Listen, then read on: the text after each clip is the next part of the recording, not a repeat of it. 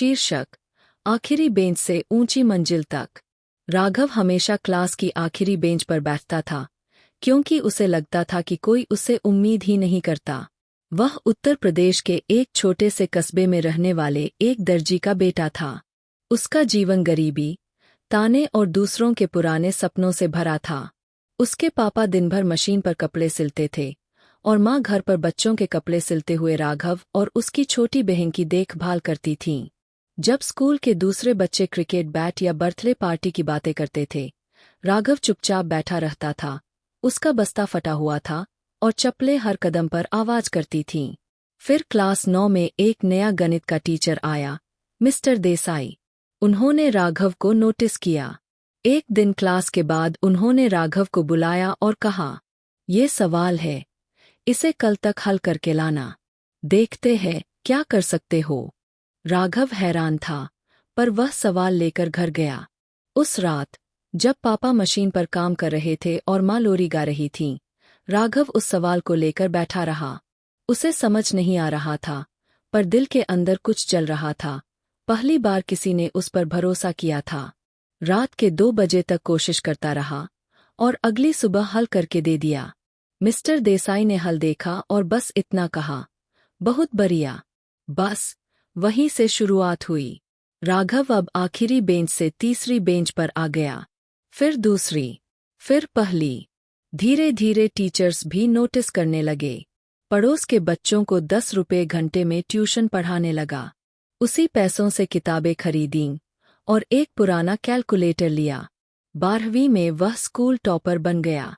अब सपना था इंजीनियर बनने का, लेकिन सपने महंगे होते हैं। जी का फॉर्म भरने के 1500 रुपये भी घर में नहीं थे। कोचिंग तो दूर की बात थी। राघव ने हार नहीं मानी। दोस्तों से किताबें उधार लीं, साइबर कैफे जाकर पुराने पेपर डाउनलोड किए और यूट्यूब से पढ़ाई की। बिजली जाती थी तो मोमबत्ती से पढ़ता था। मोबाइल से वीडियो देखता और खुद से सब कुछ दोहराता। जब रिजल्ट आया, राघव की रैंक थी AIR 7821। बहुत बड़ी नहीं, लेकिन नित मिल गया।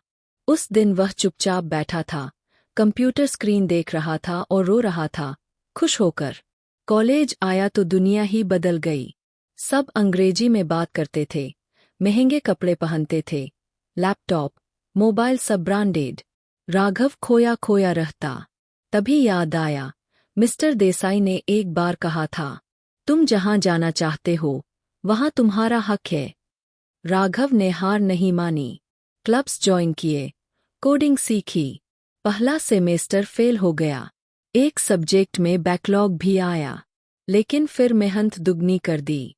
लाइब्रेरी में देर रात तक पढ़ता, सीनियर्स से मदद ली, फ्रीलांसिंग शुरू की, छोटी वेबसाइट्स बनाकर 3000 रुपये महीना कमाने लगा। फाइनल ईयर में वह सिर्फ एक स्टूडेंट नहीं था, वह अब एक लीडर था। इंटर्नशिप के लिए बड़ी कंपनी में अप्लाई किया, रिजेक्ट। दूसरी, रिजेक्ट।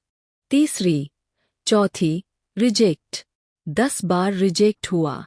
11वीं बार एक छोटी कंपनी से कॉल आया, 15,000 रुपये महीना। कम था, पर उसने ज्वाइन कर लिया। दोस्त के फ्लोर पर सोया, 16 घंटे काम किया। जल्द ही दूसरी कंपनी ने ऑफर दिया, सैलरी डबल हो गई।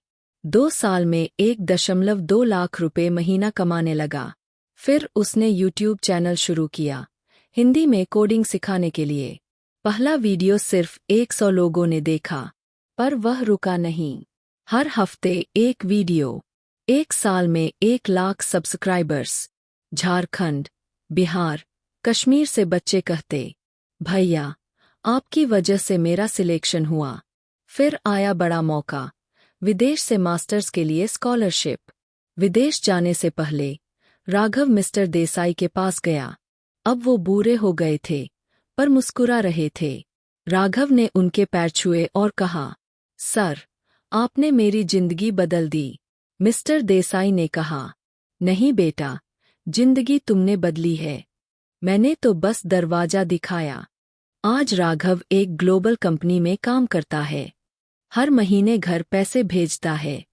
5 गरीब बच्चों की पढ़ाई स्पॉन्सर करता है।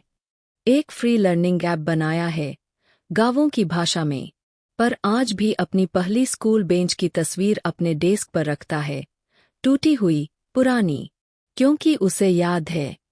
सफलता इस बात पर नहीं टिकी होती कि तुम कहाँ से शुरू करते हो, बल्कि इस पर कि तुम कहाँ तक जाते हो। सीख। जिंदगी तुम्हें पीछे बैठाएगी, तुम्हें कम आंका जाएगा। सपनों के लिए पैसे नहीं होंगे, साथ नहीं होगा, पर जो कभी रुकता नहीं, वही ऊपर तक जाता है। टॉप फ्लोर किस्मत वालों के लिए नहीं होता, वो उनके लिए होता है जो कभी हार नहीं मानते।